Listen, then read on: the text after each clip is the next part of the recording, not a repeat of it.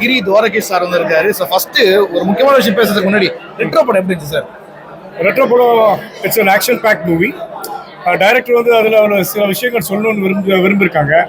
அதாவது என்ன சொல்லணும்னா நம்ம இப்போ சமீபத்தில் நம்ம பார்ப்போம் இல்லையா, there are hidden things in a movie அப்படின்னு சொல்லுவாங்க. அந்த மாதிரி the story has also got certain things which director Karthik Subraj wanted to convey. So it's a roller coaster ride of a lot of action, emotion and all that. I wish you all come and watch the film and enjoy it. YOLO படத்துல வந்து சிறப்பான ஒரு தரமான சம்பவம் பண்ணிருக்கீங்க. What is that about working in YOLO பத்தி நான் சொல்லிக்கலாமா? இப்போ இந்த யோலோ படத்துல பாத்தீங்கன்னா ஒரு நகைச்சுவை உணர்வோட அந்த கதையில வந்து ஒரு முக்கியமான காலகட்டத்தில் ஒரு நல்ல ஒரு கேரக்டரா நான் பண்ணியிருக்கேன். நீங்க எல்லாம் ரொம்ப நல்லா விரும்புவீங்க அது. அண்ட் உங்களோட ஒரு அப்கமிங் ஃபிலிம் எவ்வளோ, அதுக்கும் வந்து வாழ்த்துக்கள். எப்படி வந்திருக்கு படம்? ஏதாவது ஒரு ஃபியூ வேர்ட்ஸ் சொல்லிக்கலாம். என்ன பண்றீங்க நீங்க படத்துல?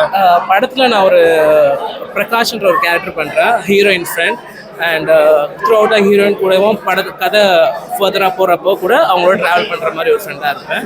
அண்ட் படம் சூப்பராக வந்திருக்கு. ஹோப்ஃபுல்லி உங்களுக்கு எல்லாருக்கும் பிடிக்கும். எவ்வளோ படத்தில் நீங்களும் ஒரு முக்கியமான கதாபாத்திரம் பண்ணுறீங்கன்னு கேள்விப்பட்டோம். About that few words. எவ்வளோ மூவி இது பார்த்தீங்கன்னா ஒரு நியூ ஜானர், எல்லா மக்களுக்கும் பிடிச்ச மாதிரி இது. புது வாய்ப்பு கொடுத்த டைரக்டர் சாம் சாருக்கும் ராம் சாருக்கும் 2 பேருக்கும் நன்றி. நீங்கள் படத்தை பாருங்கள்.